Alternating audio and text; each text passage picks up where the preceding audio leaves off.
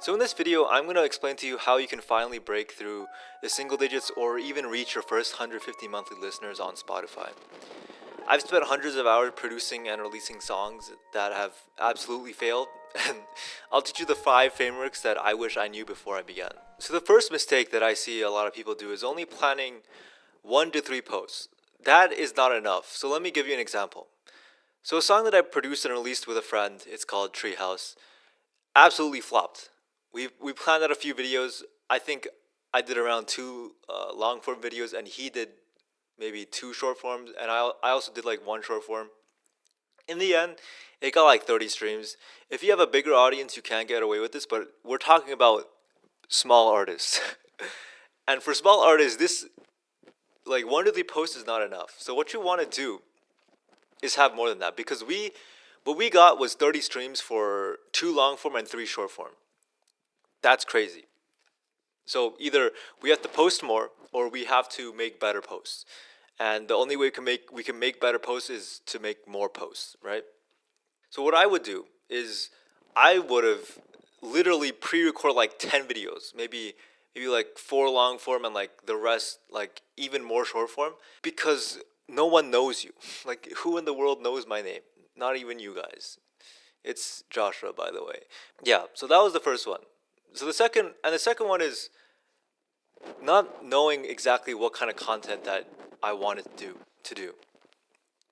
So this was a big problem for me because I was doing one specific style of content, and then I shifted to like me teaching you about music production, and then and I got into like courses or something. Like, I had I literally had no idea what I was doing, and this was a big thing that I struggled with. So there's a few things that small artists can do as content.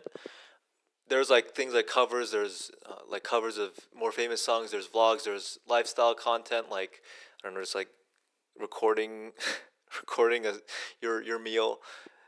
There's music videos, and it's generally more focused around education. Sorry, it's generally more focused around entertainment based content, right? But there's another option. I call it a tie-in. So basically, this is where the niche of your social media isn't you or your music or what the kind of music you make. It's nothing. It's sorry. It is something about that, but it's kind of different. So a big topic in content creation and just the YouTube creator space in general is that you have to pick a niche, and this is a very common rule in like business and stuff like that too.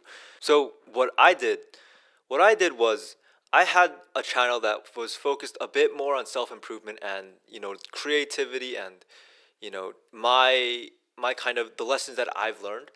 And what I was able to do is I was able to make these short kind of motivational, not really motivational, but like short kind of videos that I was able to use my music in and then plug it in that video, so that if people watched it, they could be like, "Oh, this music kind of fire," and he's not really like blasting my ears to tell me to go listen to it on Spotify.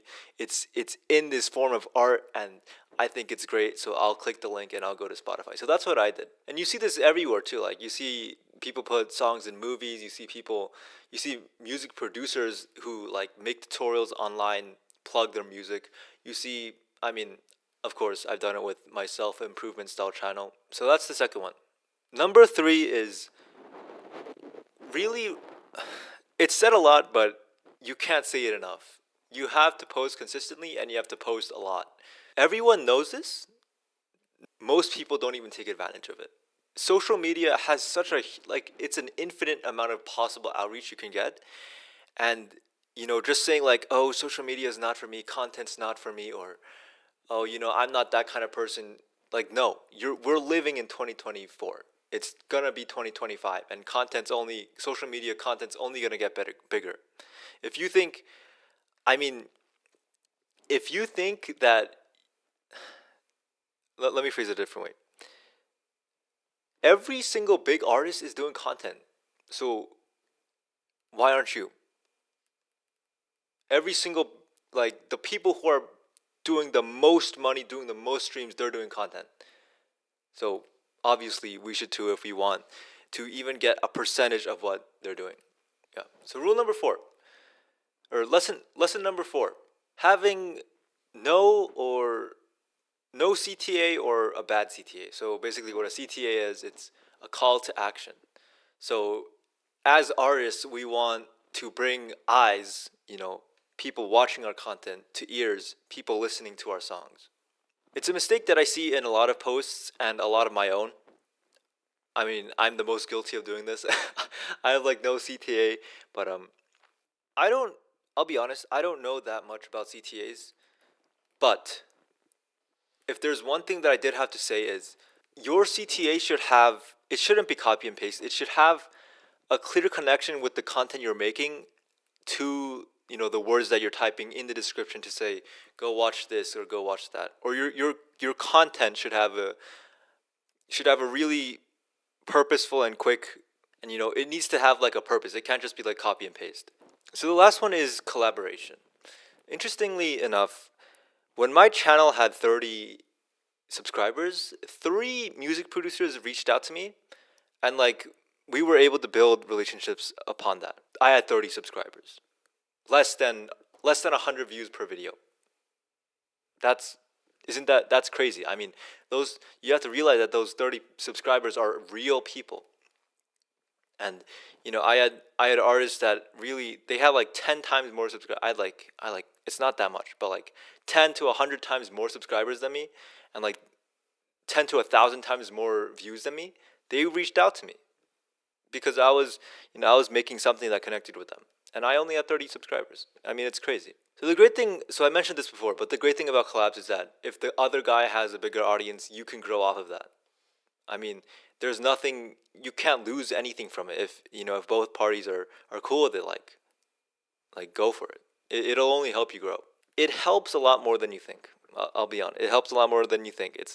So in this video, we went through the 5 lessons that I've learned. Number 1 was planning out enough posts for your level of social media, your social media audience size. 2 was figuring out the content that you want to make and being consistent with it. That was also 3. 4 is making sure you have a good CTA, call to action, and then 5 was about collaboration. So if you're a small artist and you want to get your first 150 monthly listeners, but you're struggling to get there, I have a free framework and schedule that'll help you get there in 7 weeks. If you click the link in the description and you book a call, I'll give it to you 100% free.